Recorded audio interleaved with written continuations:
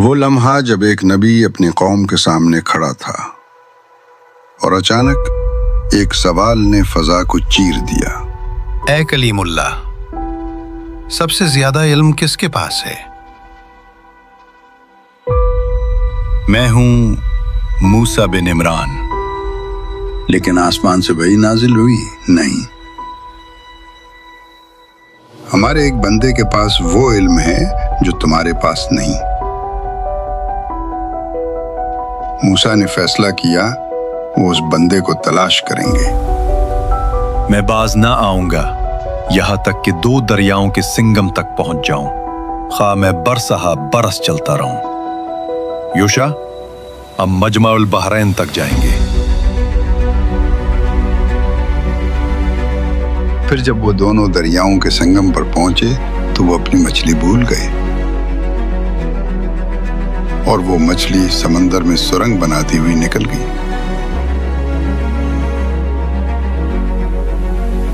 پھر جب وہ آگے بڑھے تو موسیٰ نے اپنے خادم سے کہا، ہمارا کھانا لاؤ، ہمیں اس سفر میں تھکن پہنچی ہے۔ کیا آپ نے دیکھا؟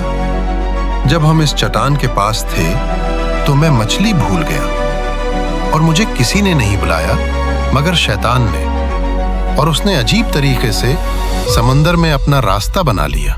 یہی تو وہ تھا جسے ہم تلاش کر رہے تھے۔ اور وہ اپنے قدموں کے نشان ڈھونڈتے ہوئے واپس لوٹے۔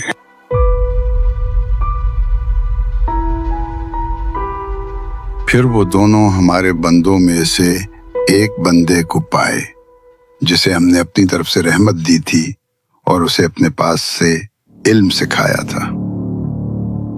کیا میں آپ کے ساتھ رہ سکتا ہوں تاکہ آپ مجھے وہ علم سکھائیں جو آپ کو سکھایا گیا ہے؟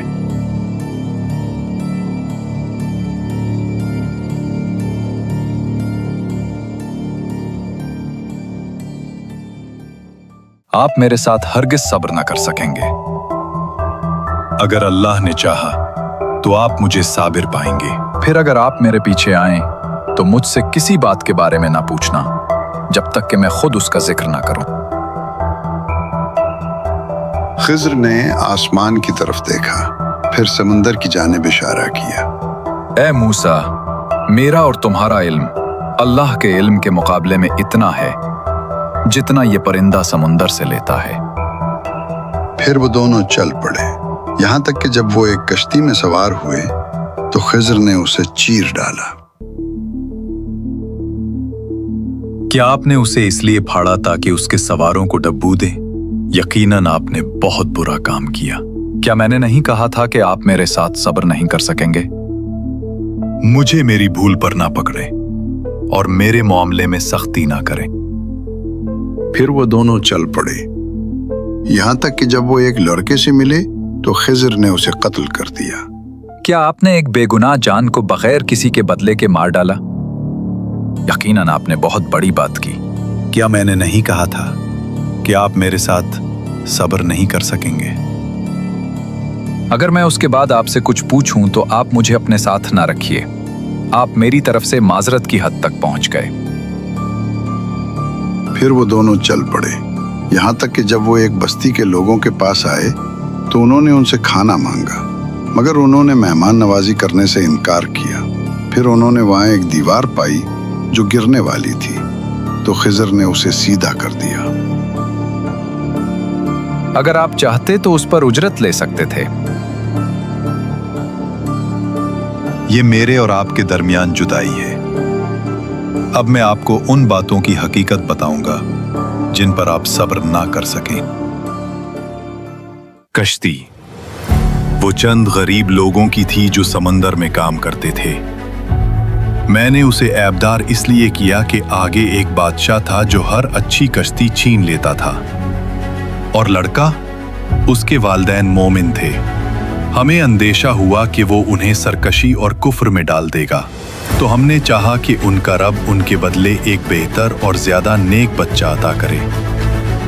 اور دیوار وہ شہر میں 2 یتیم بچوں کی تھی، اس کے نیچے ان کے لیے خزانہ تھا اور ان کا باپ نیک آدمی تھا۔ تو تمہارے رب نے چاہا کہ وہ اپنی جوانی کو پہنچ جائیں اور اپنا خزانہ نکالیں، और ये सब मैंने अपनी तरफ से नहीं किया। ये उन बातों की हकीकत है जिन पर तुम सब्र न कर सके। यही सबक है।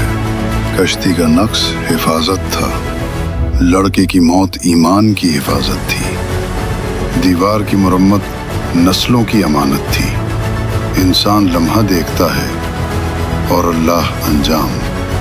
सूरतुल कहफ, हजरत मूसा का अहद, 13वीं सदी क़ब्ल मसीह।